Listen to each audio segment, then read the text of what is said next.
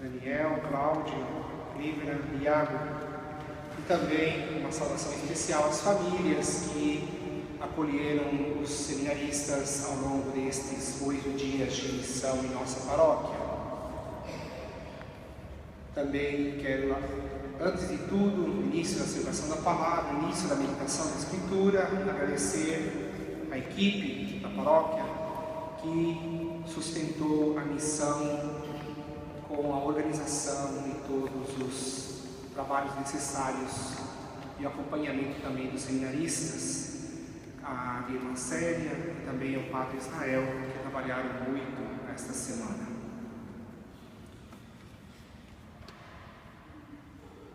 Gostaria então de iniciar a reflexão da palavra, começando pelo livro do Deuteronômio, a primeira leitura que ouvimos.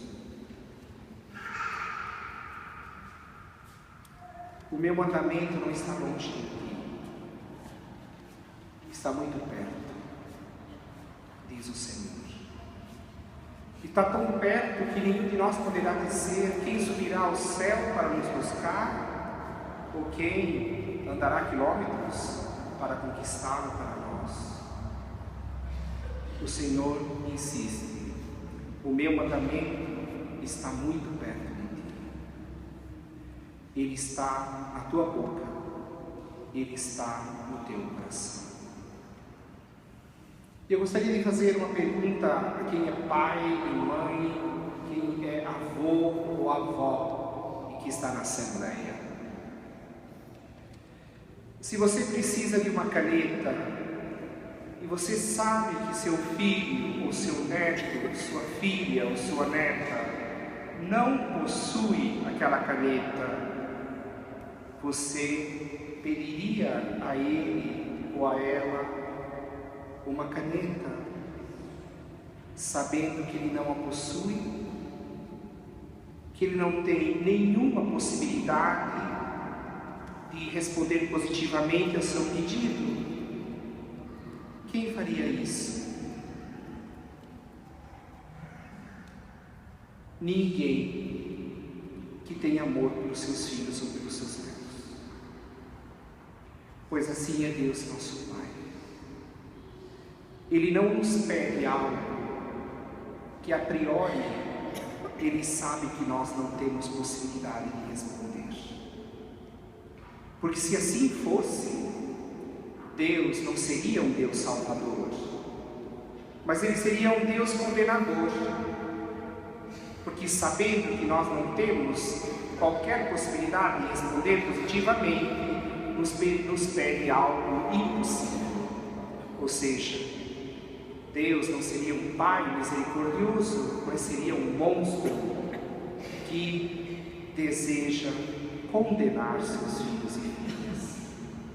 E como a Escritura repete desde a primeira página do Gênesis até a última do Apocalipse, que o Senhor, Criador do Universo, aquele que nos criou à sua imagem e semelhança, é um Deus Salvador, Redentor, Pai de misericórdia, Deus de consolação.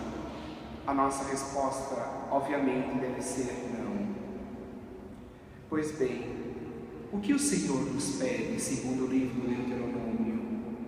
Amarás o Senhor teu Deus com toda a tua alma, com todo o teu coração, com toda a tua força e com toda a tua inteligência. E é justamente isto que o doutor da lei responde a Jesus. Quando Jesus lhe diz: mas o que a Escritura diz que é necessário viver para herdar a vida eterna? Todos nós queremos a vida eterna, porque todos nós queremos viver eternamente. Nós não fomos criados para a morte. O ser humano foi criado para a vida, porque nós somos imagem e semelhança de Deus vivo. Pois bem, queridos irmãos e irmãs, o doutor da lei respondeu corretamente. Ele conhecia a palavra. E Jesus lhe responde de forma muito objetiva: vai e faz o mesmo. Faze isto e viverás. Amar a Deus sobre todas as coisas e o teu próximo como a ti mesmo. Se viveres isso, viverás. Às vezes a gente fica buscando chifre em cabeça de cavalo, pelo em ovo, dificultando o caminho da fé, enfeitando a religião cristã, sendo que nosso Senhor, nosso Mestre Cristo Jesus, Ele é tão simples, Ele é tão objetivo. Você quer ser um homem ou uma mulher verdadeiramente religioso? Você quer manifestar o seu amor a Deus? Ame seu próximo. Ponto. Terá vida eterna, diz Jesus. Viverá aqui a plenitude da vida e aguardará a ressurreição final. Mas o evangelista Lucas, na sua sabedoria, nos afirma que o doutor da lei quis se justificar. Quem de nós algum dia não quis se justificar?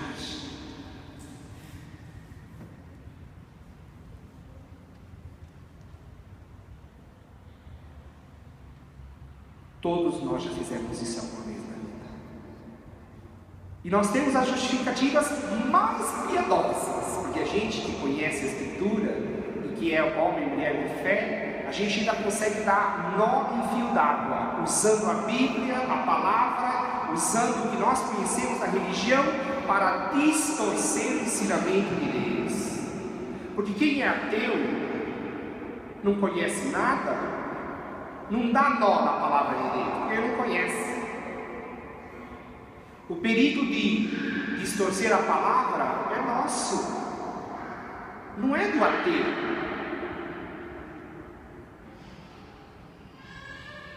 Pois então Jesus nos liberta por meio do evangelista Lucas. Ele, querendo se justificar, ele pergunta: mas quem é o próximo? E aí nós temos aquela belíssima palavra que todos vocês conhecem em Coração Tiago. O sacerdote passou diante daquele moribundo. Podíamos ser eu, Padre Israel, qualquer sacerdote. Não é comigo. Tchau. Depois passa o levita. Poderiam ser os religiosos, as religiosas, os ministros da Sagrada Comunhão, os agentes de pastoral, os seminaristas, os diáconos, aqueles que andam com o Agnus Dei na carteira, com santinhos no bolso, com cruz no peito, com medalhas e mais medalhas e relíquias espalhadas pelo corpo. Aquela religião da aparência, que Deus vomita, mas que a gente adora.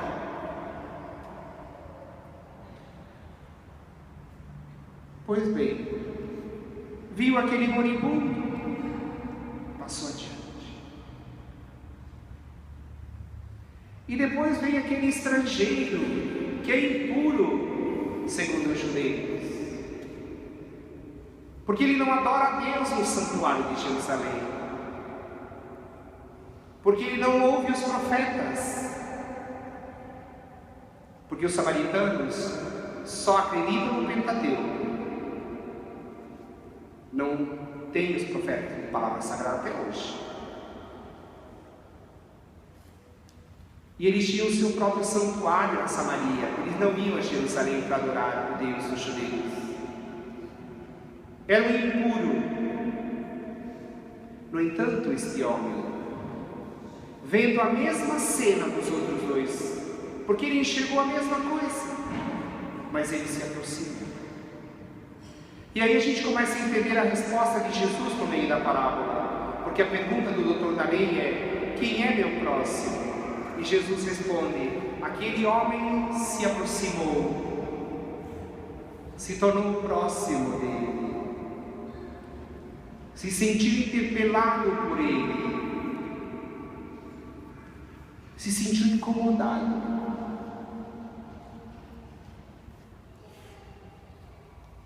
Pois bem, já que o diálogo estava muito interessante entre Jesus e o doutor da lei, quem foi o próximo deste homem? Aquele que usou de misericórdia, de compaixão, responde o doutor da lei. Claro, ele é inteligente, ele não é burro.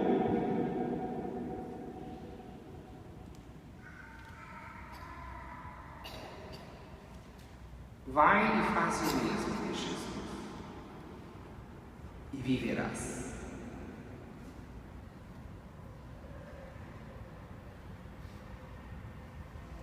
Tomando a primeira pergunta do doutor da lei, com a pergunta de Jesus, nós percebemos que Jesus inverte a pergunta do doutor da lei. O doutor da lei diz: quem é meu próximo? O outro é para mim. E Jesus pergunta: quem foi o próximo deste homem? Se nós entendermos a reviravolta que Jesus faz e a inversão que Jesus faz na pergunta do doutor da lei, nós temos chance verdadeira de nos convertermos. Porque enquanto eu e você estivermos nos perguntando quem é o meu próximo, nós estamos colocando como medida e paradigma do nosso modo de viver e agir o que o outro faz em relação a nós. Se ele é meu próximo, eu sou próximo dele. Ele me ama, eu o amo. Ele me trata com educação, eu o trato com educação. Ele é solidário comigo, eu sou solidário com ele.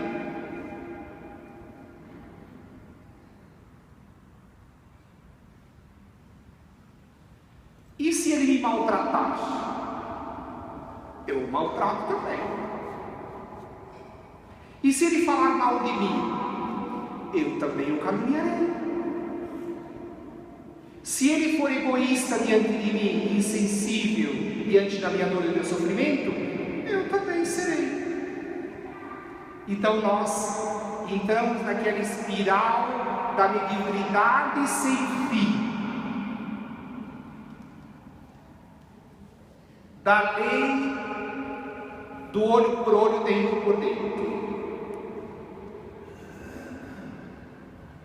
E assim o mundo vai ficando cego, porque nós vamos arrancando o olho um do outro, e nós viramos uma humanidade de cegos.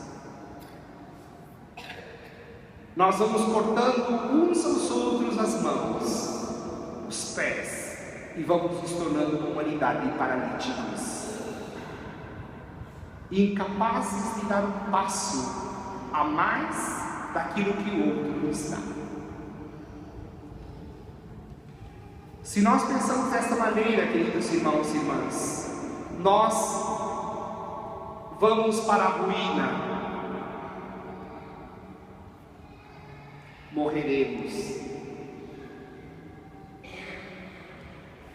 No entanto, quando Jesus diz quem foi o próximo deste homem, ele abre uma possibilidade nova. Jesus abre um novo caminho, que o critério de ser próximo não depende do que o outro me dá e do que o outro me trata, depende exclusivamente de mim, depende exclusivamente do amor que eu tenho a Cristo, depende exclusivamente do que eu decidi viver como ser humano, como pessoa, como discípulo e discípula de Cristo. O outro fala mal de mim, louvado seja Deus, eu vou orar por ele, eu vou bendizer a vida dele. O outro é egoísta comigo, eu serei generoso, porque eu sou discípulo de Cristo, e porque eu decidi viver de um modo diferente, e porque o Senhor me alcançou com a sua graça.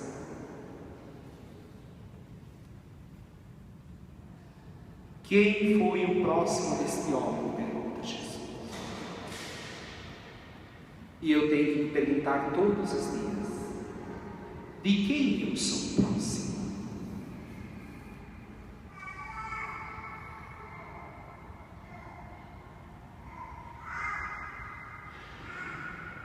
E quem viver na radicalidade este ensinamento de Jesus se torna irmão, irmã universal. Porque o samaritano poderia se perguntar: esse homem caído na rua é judeu ou é samaritano? Ah, é judeu. Eles me desprezam. Eles dizem que eu sou impuro, que morra na estrada.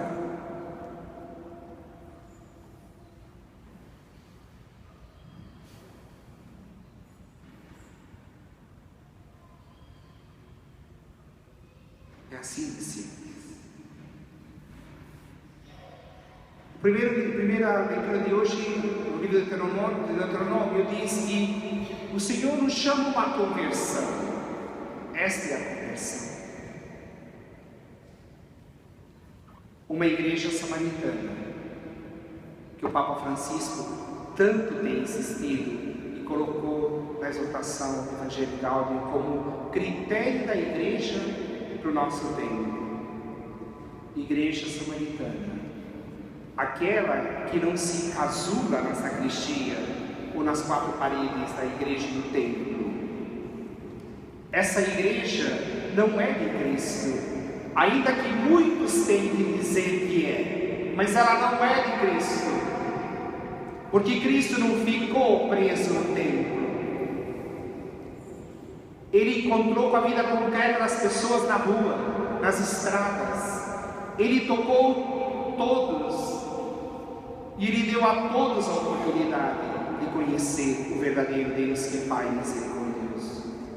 O paradigma da igreja samaritana é Cristo, e o bom samaritano é Jesus, que se aproxima de nossas feridas, que dá tudo o que tem para que nós vivamos. E para nós, o que fica? Se nós somos discípulos do Senhor, viver como Ele viveu. E assim viveremos, de verdade, não vivos mortos, ou semi-mortos, com uma fé e uma religião de verniz, que não transforma o coração e que não muda a nossa mentalidade. Conversão quer o Senhor. Conversão. Não nos perguntemos mais quem é meu próximo.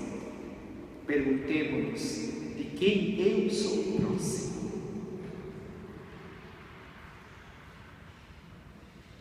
E o Senhor nos fará irmãos e irmãs universais. E nós teremos a vida em nós, que é o que nós desejamos. Obrigado a vocês quatro, porque vieram até a nossa paróquia com humildade, acolheram um pouco daquilo que nós podemos lhes dar, oferecer, e também partilharam conosco de nossas misérias e dificuldades na paróquia. Pela humildade e a simplicidade de vocês, que se deixaram conduzir por uma programação que vocês não escolheram, mas que foi proposta como um caminho de missão. Nós oramos para que essa experiência em nossa paróquia tenha enriquecido o discernimento vocacional de vocês, assim como vocês enriqueceram a experiência em nossa comunidade paroquial. Rezem por nós e nós rezaremos por vocês.